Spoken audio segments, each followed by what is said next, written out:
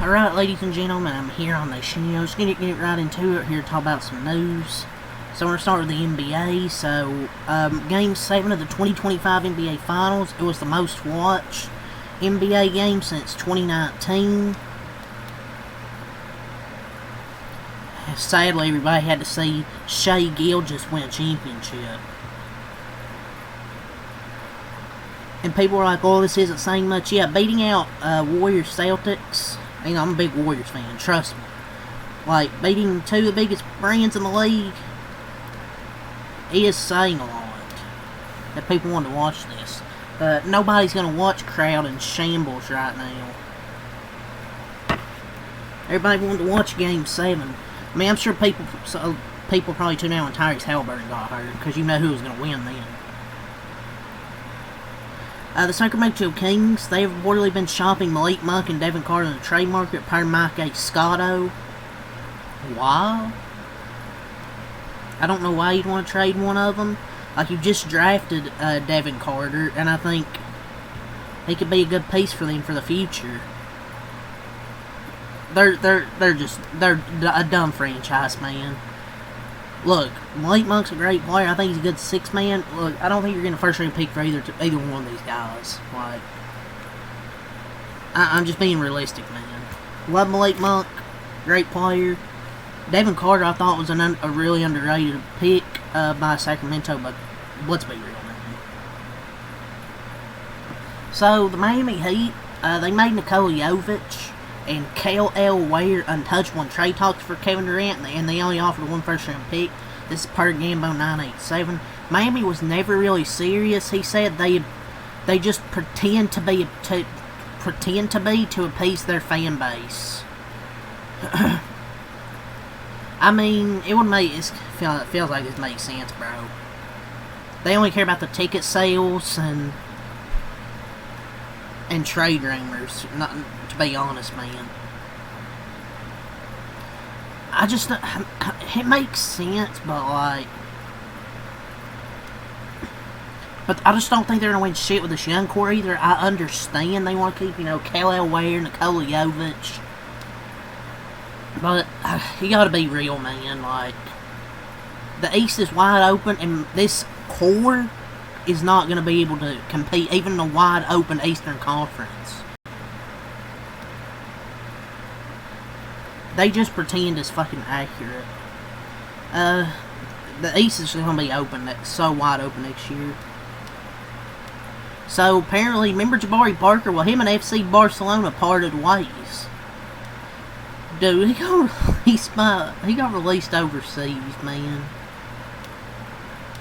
That's sad. So, yeah, Thunder won the NBA championship last night. SGA got the Finals MVP. I talked about it last night, one of the more overrated individual seasons. So, the Rockets, they traded for Kevin Durant yesterday. We have some news also with Houston. I talked about that trade last night if you want to check it out.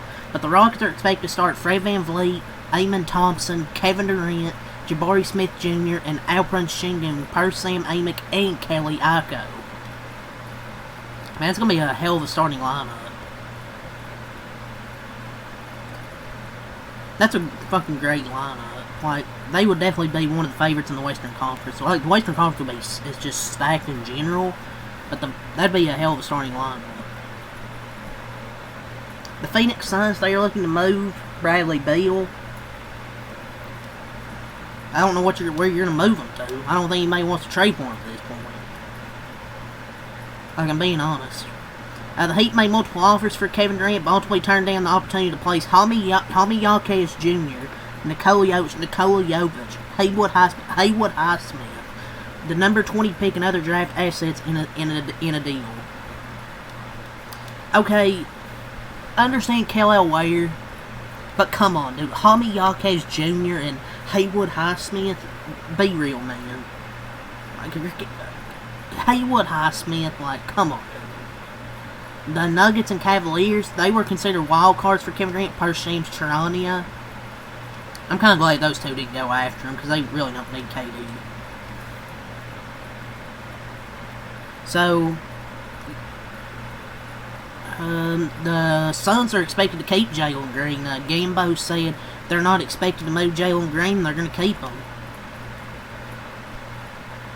And Mitch Johnson is the favorite to win Coach of the Year next season for the Spurs.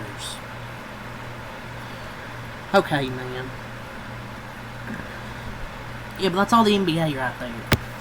So now talk about some WWE news.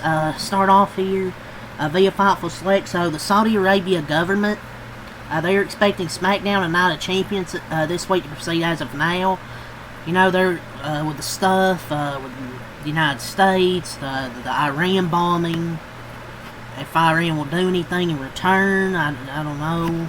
So I don't know. I don't know how to feel about it. It's complete going there. But Israel and Iran just agreed to a total and complete ceasefire set to begin tomorrow. So I guess they're still on for this weekend. But even if they're not, TKO will not give up the money no matter what. So, but yeah, as of today, set up for SmackDown and Night of Champions in Saudi Arabia this week is continued as per schedule. This is via PW Insider. We also another report via Fightful Select. There's word within WWE that there were some early arriving staff that are stuck in Qatar that's en route to Saudi Arabia. Or sorry if I pronounced that wrong. I'm not the best at pronouncing things. While the airspaces are temporarily shut down. They're not going to move the show. As much as you want them to move the show, they're not going to. At least, in my opinion, they probably won't. TKO even put out the schedule, and it's still on for Friday and Saturday. Evolution 2 is now less than 3 weeks away. So advertised for Monday Night Raw tonight, which I will be reviewing. Most likely just review going forward.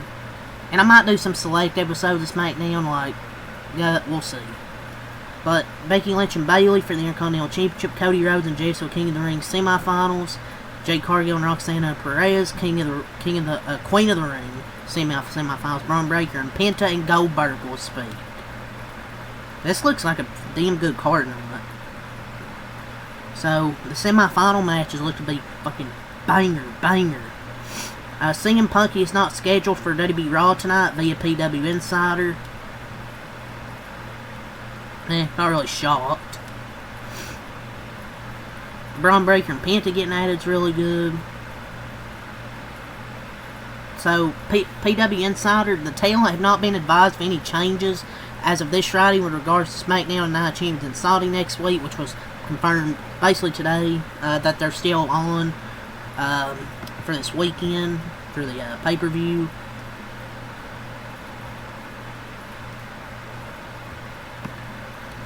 Stone Cold Steve Austin, Stone Cold, he said he might have one more match left in him, according to claims from multiple people during WrestleMania weekend.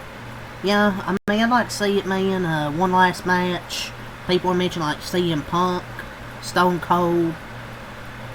We'll see. I mean, he might have one more match left in him. So this was I think the day after the bombings of Iran. One higher up for WWE on background has said this or something. One higher up on the background has said they were going to monitor it, but there's now a ceasefire, so we'll see, man. I'm still sure they're going to do the paper. What is happening?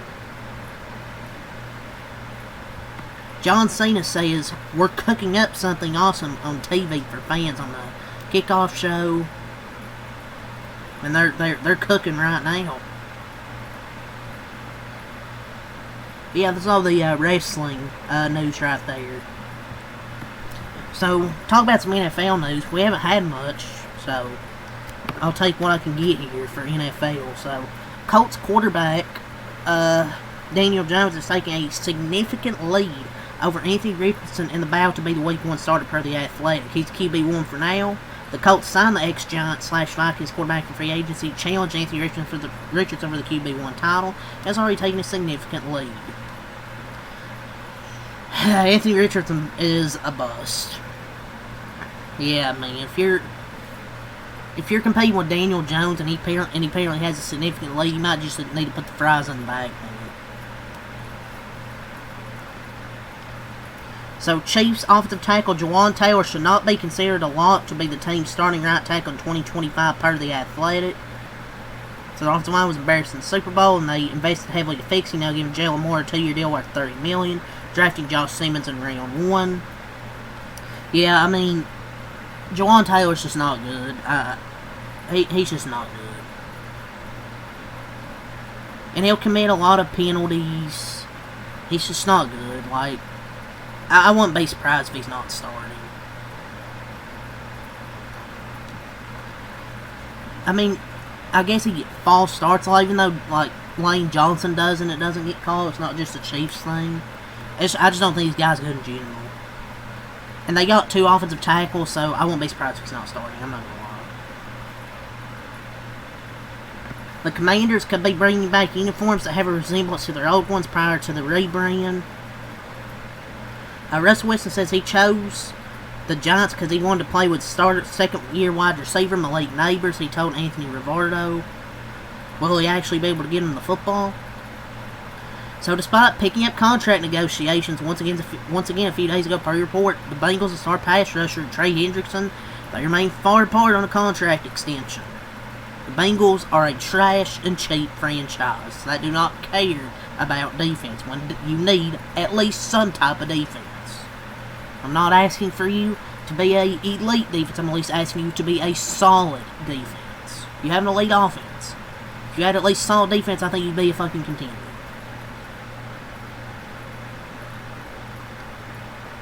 The Packers have extensions in the works for linebacker Quay Walker and right tackle Zach Tom, per the GM Brian Gutekunst. Jaguars have signed rookie wide receiver DB Travis Hunter to his rookie contract, 4 years, $46 million with $30 million guaranteed. With no trade imminent for Jalen Ramsey, Dolphins wide receiver Tyreek Hill is campaigning for him to stay in Miami. Doesn't he also want out though? It's expected to be a matter of when, not if, Jackson Dart will become the Giants' starting QB this season, per Rap Sheet. This and more on an all-new episode of No Shit. Yeah, no shit, he's going to be starting at some point. Yeah, but that's all the NFL. There's a little bit of the NFL there. It's not a lot, but I'll take what I can get. Because I haven't done any NFL in a few days. So I was talking about a little NASCAR news here. So Jordan Taylor, he'll pilot their numbers, for Spire, will pilot their number 7 Chevy Silverado at Lime Rock this weekend. So there's that. So the entry lists for this weekend for the Atlanta/Lime Rock weekend for Cup. The notables: Corey LaJoie in the 01. Oh boy, Corey's back. David Starr in the 66, aka Patrick Starr. B.J. McLeod in the 78, and Connor Zillich in the 87. So those are some of the notables. For Xfinity, 38 entries. Nick Lights in the 07, Almirola in the 19, Patrick Starr, Strapoli, aka Patrick Starr, in the 24, and Catherine Legg in the 32. For trucks, some 35 entries. Brent Cruz in the 1, Anu Zaid in the 07, Jordan Taylor in the 7, Baliki in the 44, and Cam Waters in the 66. So, some of the notables.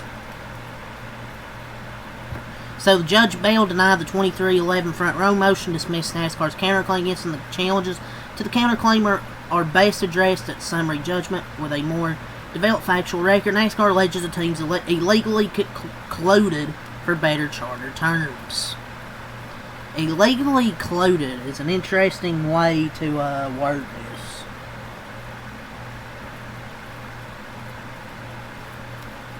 And the non-suing race teams will be in court tomorrow to fight subpoenas from NASCAR, which seeks their financial info 2311 FRM. NASCAR produced financial into under case confidentiality agreement, a key graph from teams filing today and what they're willing to provide.